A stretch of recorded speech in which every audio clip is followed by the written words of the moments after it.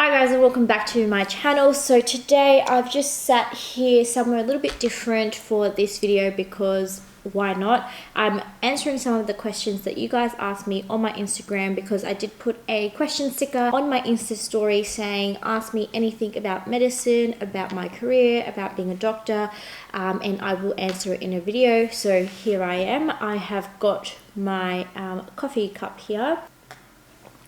And yeah, let me know if you like this setup, if you want me to do more Q&A videos. Just quickly though, if you guys didn't know, if you're new here, my name is June. I am a fully qualified doctor. I finished medical school 5 years ago. I've done my internship and residency, and I am now a registrar in general practice, which means I'm enrolled in a fellowship or a training / specialization program. And I've actually just sat my exams. Don't know if I've passed, but hey ho, it's like, at this stage, if I pass, great. If I don't, I'm just gonna have to do them. No big deal. Okay, it's not the end of the world. So let's get on to the questions. I'll start from the bottom and work my way up. Has anyone discouraged you from doing medicine because of your gender? Actually, not.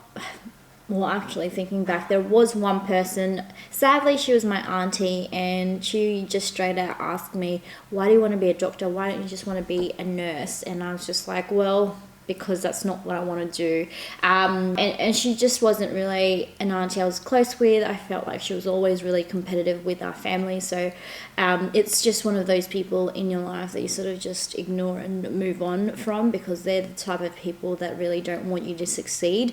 But no, generally, no, I haven't had any sort of experiences where my gender has really affected me doing medicine. Certainly it has affected the type of specialty that I want to do, but you know, that's a different story. Any tips on how to study when you don't have the motivation? Babe, like that is the #1 issue in life, isn't it? Like when you don't have motivation, because medicine, trust me, it is for the long haul. If you are not motivated to do medicine, like within your bones, it's really, really what you want to do, you will lose that fire, you will lose motivation really quickly.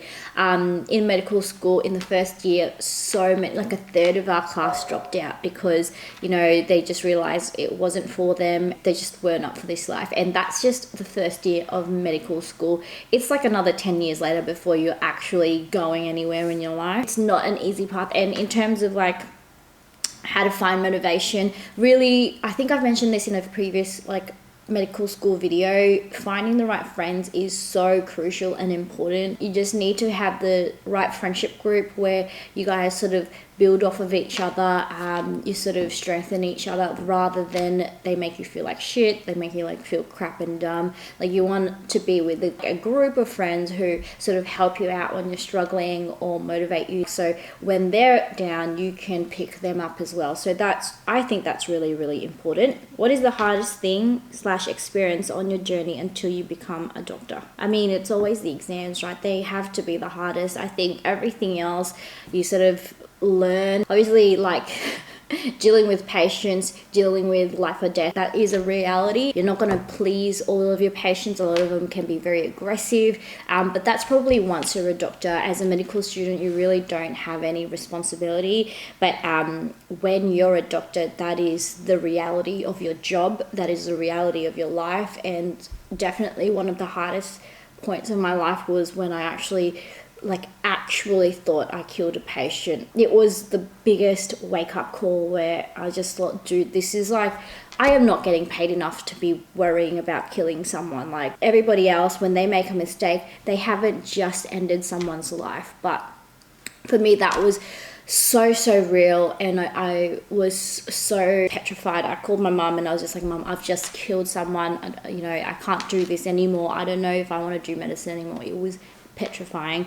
But apart from that, as a medical student, really the hardest thing you had to deal with was exams. And I mean, a bit of bullying when, not bullying, but it's like, you know, when you go on those ward rounds, you sort of, it was like a trial by fire. They sort of taught by example, as in they made an example out of you and you remember never to do that again. Anyway, so that's a really hard learning experience. I know they're trying to change medicine in a way that's not how you learn anymore, but let's be honest, that's never going to change, and that is the sad reality. And so that's why there's so many medical students who just struggle so much, because it's really like detrimental sometimes to your confidence. Like when someone like makes an example out of you, it's awful. It's an awful feeling.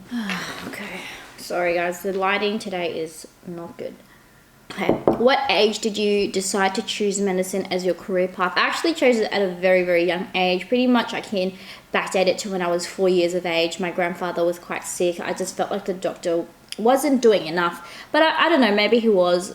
I'm not sure, but I just heard talk that, you know, the doctor just sort of didn't do enough to sort of save his life. But, you know, as you get older, I think it's more about quality of life versus like saving someone's life anyways. But that was the moment I decided I wanted to be a doctor so that I could save my family. And then I think in year 12, I had a dream that I couldn't be a doctor, and I was just like devastated, and my heart literally sank. And then I woke up and I was like, okay, so that hasn't happened yet. And that was like my wake up call, sort of my calling, if you want to put it, that, you know, I think this will be the most gratifying job for me. And this is where I wanted to take my life, my career. So that was when I decided to do medicine. How do you study? Please do a study routine of some sort of memorization plus making notes. Honestly, I study by reading and then highlighting and then just re-summarizing, making notes, just like everybody else. I'm probably not the best person to be asking about study routines because, I'm just not that organized. I just do whatever, like, most of it is reading and then rereading and then applying. A lot of it is just applying your knowledge. So the same person asked me a few questions. I study medicine in the UK and I'm moving into my clinical years. Any advice from me? If you can, actually go to hospital. When I was doing medical school, like sometimes you go to hospital, but then, you know, you try to sneak out as soon as you can. When they give you the opportunity, always, you know, be the first to sort of put your hand up. Definitely learn about your patients when you go home. So if you see somebody with a particular presentation, you know, read up on it when you go home, because trust me, they will ask you about it the following day. I know sometimes it's like, well, no, I just want to go home and like relax and all of that. But if you really want to make the most out of it, like, that's what I suggest you do. But in saying that, I didn't really do that either. And, you know, I'm okay. I think like I still passed, but you know, that would probably be something I wish I did a bit more of, because the students who sort of spent a bit more time in hospital, you know, hung around a little bit longer, learned a lot more. I don't know if it changed exams, but it definitely changed the way that they were as a doctor. They were better interns, they were better residents, in my opinion. And yeah, so I think that would be my biggest sort of like advice for you going into clinical years. Has your perception of medicine changed from the start to now? Any changes you will make? Something that I definitely have learned is that Australia probably is one of the best places to practice medicine. You know, the work balance, the pay is so much better compared to other countries. As far as I'm aware, I don't know every other country. I don't know like the Scandinavian system, but I do know in the UK, doctors are worked like mad. Like they still have like the 48-hour shifts, which is insane. And then in the US, there's a lot of suing, which means you can't actually practice real medicine. Like if you are ordering scan after scan after scan after scan because it's a private hospital and you actually get to charge the patient more, that is conflict of interest. That is not for the interest of the patient. I just think that that's crazy the way, like, I mean, this is all what I see in shows. I don't know if it's 100% true, but you know, I've seen shows where I feel like it's pretty much accurate, and I don't know, it's just a bit like crazy. I could never practice medicine like that. There's no way. How do you cope with burnout for depression, which is synonymous with medicine? That's why I'm doing GP. like truth be told, that is actually why I'm doing this specialty, because yes, in some ways medicine is, you know, you're expected to sort of work those long hours. You're expected to sacrifice your personal life, your family life for this career, because that's the type of like job it is. You're putting other people ahead of yourself. There's been an increasing awareness in suicide amongst doctors, because obviously we're people too. We do suffer from mental health diseases. We do suffer from fatigue, tiredness, burnout, and like that's where you really have to evaluate what you sort of prioritize in your life. I wanted to have that balance. I wanted to be happy, and so general practice to me is the best of both worlds. I get to see the patients that I can make a difference in every day and follow them up and see, you know, how this negotiation of health, this, you know, shared healthcare model improves someone's quality of life later on. I mean, there are other jobs, like other medical careers, that it's not as overbearing, but in some ways there is going to be a bit of burnout in every specialty. I guess just knowing that you need to have that balance. All throughout medical school, they stress out about work-life balance, but you know, in medical school, that goes straight out the window. And then when you've been primed for doing a particular style for so long, how do you even remember how to have a life? Do you know what I mean? Like, so it's just funny how they emphasize like interests outside of medicine, but then like, how can you do that when you're trying to pass these crazy exams? Like, anyways. How are you liking general practice so far? Really, really like it on most days. Obviously, sometimes it's tiring when you're getting to see like up to 30 patients a day and you do not want to talk to anybody else when you go home. Like sometimes it does take it out of you a little bit when you go home. Like the last thing you want to do is keep talking to someone, and I just like, I shut down and I go to my room and like I just want to veg out for like several hours. So I mean, those are days, not every day, but I think it depends on like the type of like practice that you're in. For example, my first one, it was a smaller surgery, so it like there wasn't a lot of social interaction. But in my second one now, which I'm currently in, there's a lot more doctors, a lot more nurses, so there's a little bit more of like a community. Yeah, it's just a little bit more social, which is really nice. As a doctor, do you feel like you have more empathy towards strangers and or patients than before, or is it ... I don't know, she mustn't have finished it. I mean, look, I feel like you have to have empathy if you're doing medicine. I don't think that's really changed, because that is a fundamental part of being a doctor. If you don't have empathy for other people, you really like, you know, what are you doing here? If anything, as you go through medicine, you become a lot more jaded. So I think it's actually the opposite. Besides GP, what other specialties did you consider choosing? That's actually a great question. I always wanted to do surgery. Well, actually, there's a few things I wanted to do. So I wanted to do pediatrics and surgery, and then general practice. So those were mainly the three that I was looking at, and that sort of touches back to what I said before, like the gender really specifies, I mean, not really specifies, but has a role in the type of specialty that you specialize in. Surgery I wanted to do because I'm very, very practical. I'm very hands-on. I love doing things with my hand. So that's what I really enjoyed about surgery. I always loved like suturing. I always loved all the hands-on practical things that we got to do. But surgery, man, it's a man's world type of thing. You have to like dedicate the hours for surgery. You have to commit. Like it is going to be very hard for you to be a female wanting children and a family and still be a surgeon. Like, it's not impossible, it's just very, very hard. And I don't know, I was just like not that motivated, and I just was like not that committed. And then pediatrics, that was really hard actually. Like, that was probably one of the other ones that I was strongly considering. And then even when I did my pediatrics term, it was really hard because I already gotten into general practice. I was like, oh my God, should I do GP still, or should I, you know, apply for like pediatrics? But I don't know, I just chose GP because working in a hospital is great. I do miss it sometimes, but I just like, sometimes I just can't imagine myself working there all the time. I did like hospital, like I really liked the community, but at the same time, it's a pretty stressful place to work in, and I hated shift work. Yeah, I didn't want to be working in a hospital for the rest of my life, pretty much. Like, it's one of those things that's like, yeah, you know, it's fun to party every now and then, but that's not where you sort of want to see yourself in the future. That's kind of how I felt about hospital. Good while you're young, but probably not as you get older. Oh, Shani's here.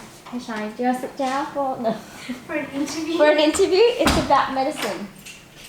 What are you talking about? What you saying? Do you want to have a sit here?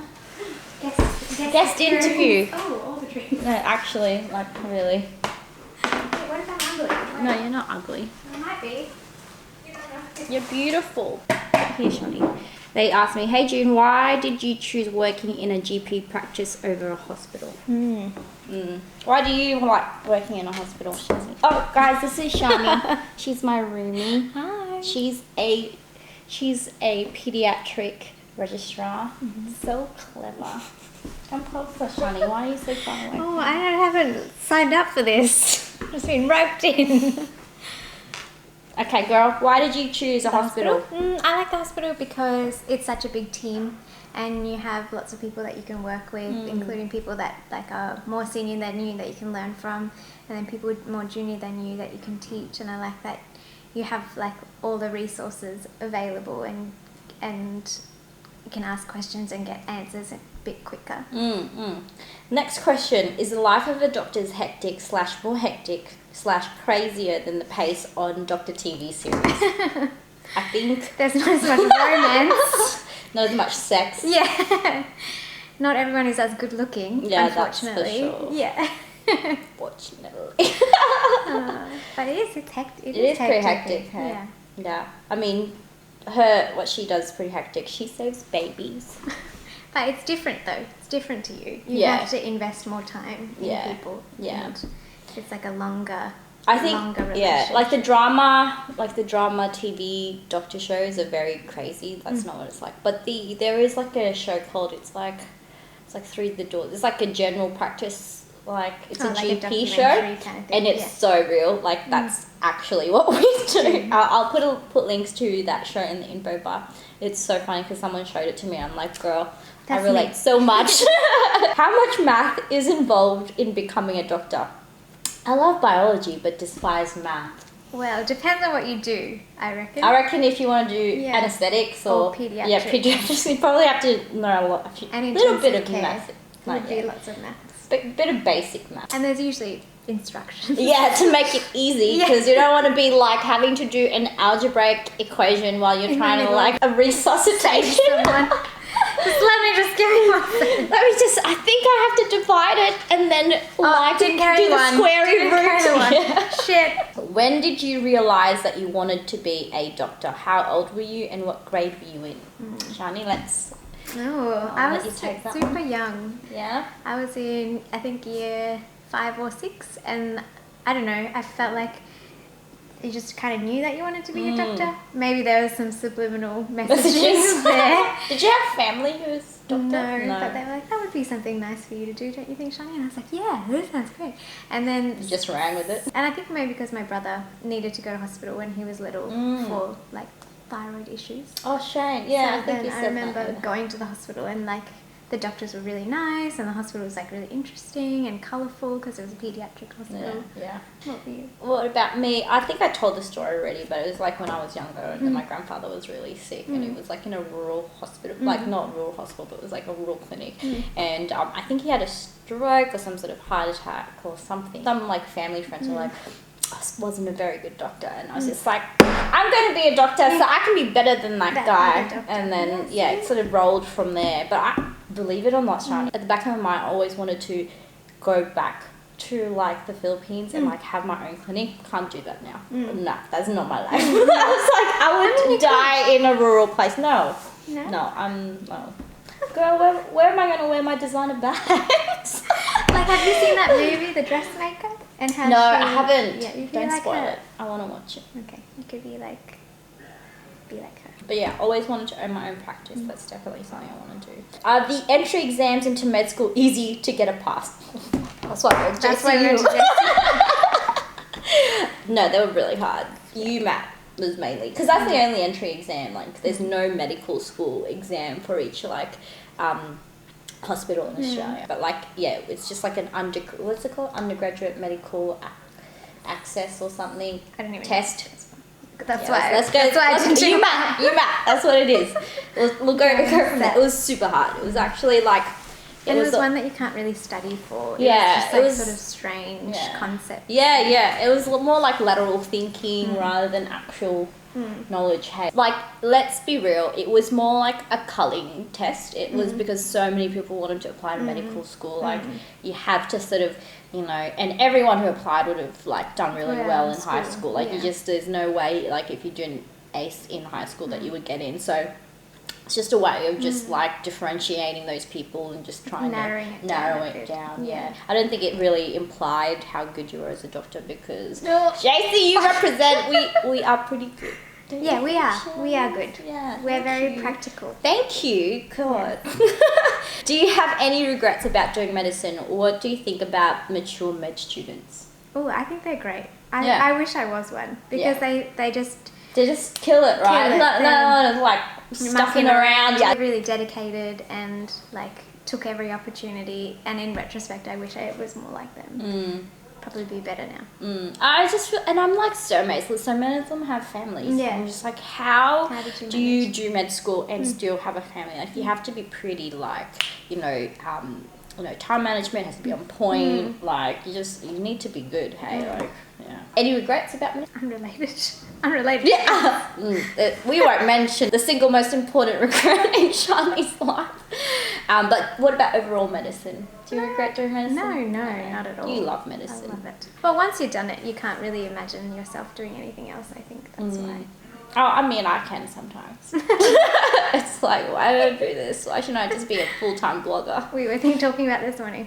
Wedding planning. Wedding planner. Girl, come on. But I mean, in terms of what you get out of it, is really like fulfilling. And the people that you get to work with, they're really incredible people. What was the most difficult thing about studying? All of it. Everything. The whole process of getting a book, reading it, trying to remember it, and then having to remember it again. Yeah, the forgetting and relearning. Like, that's probably the most frustrating thing. Hey, it's like you get the motivation to sit down to do it. You're like, I'm good. Yeah. You study, and then like you're like, I got it. It's the practice test, not even the exam. You're like, what the frick have I been doing this whole time? How can I not answer any of this? It's gone. Yeah. Where did it go? Yeah. Amnesia. Yeah. How do you remember all the anatomy and pathology? I find it so hard. No, I don't. It's like, you just don't. Okay, you remember it for like a month before exam. Keep going over it again. And then, Any suggestions to help with severe period pains and cramping? Let me just take over this one. Okay, darling, I'm out of here. So you probably should see a doctor if it's quite severe, because it could be endometriosis. But if it's just run-of-the-mill, period pain, worthwhile taking some Nurofen or just ibuprofen like a few days before your periods actually start, and then just take it regularly. So it helps with the prostaglandin.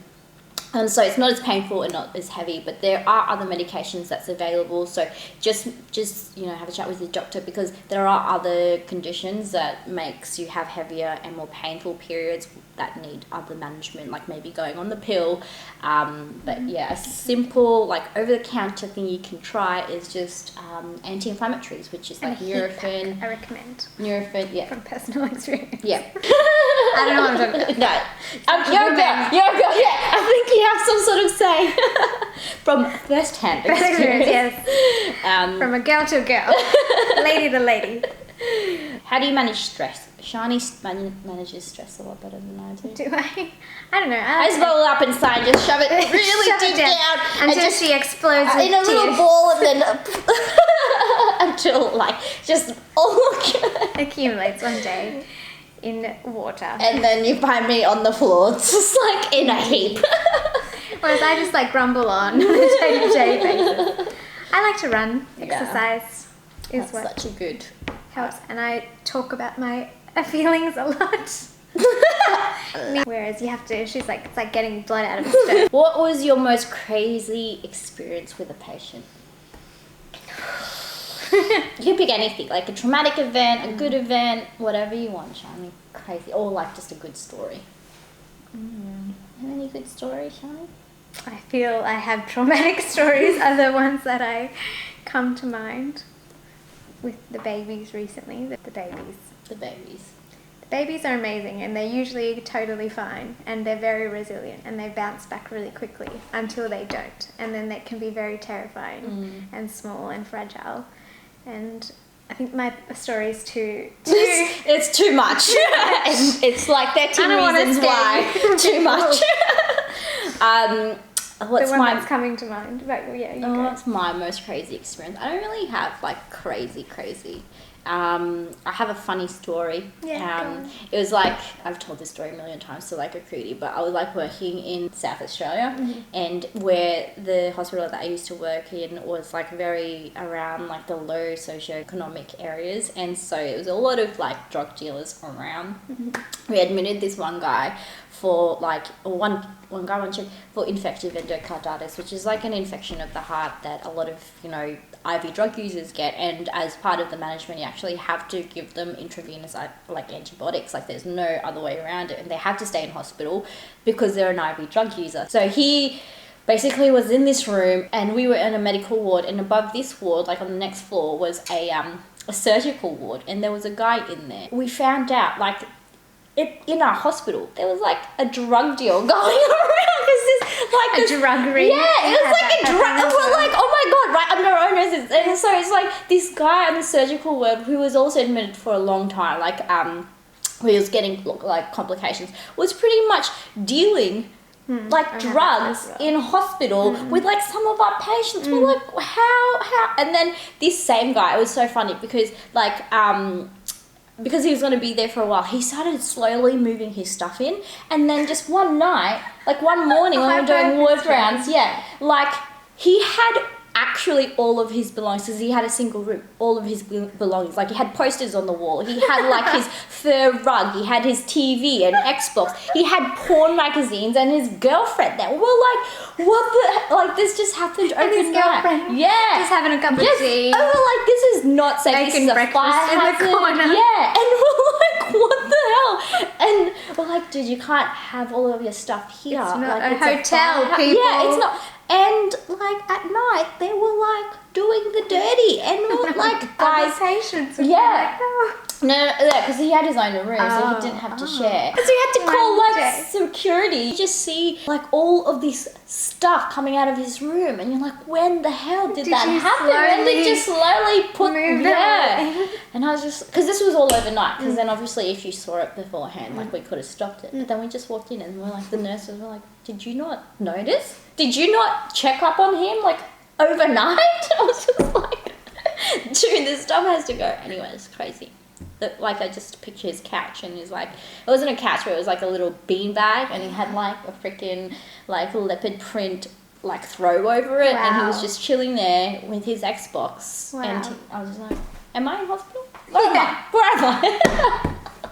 Yeah, so that's the hospital that I used to work at. Discharge. Yeah. And then our finale question. Oh, our finale question. From Timothy Butson. Oh, Timothy Butson. Do you think life as a GP is good because you don't have to get all my consults?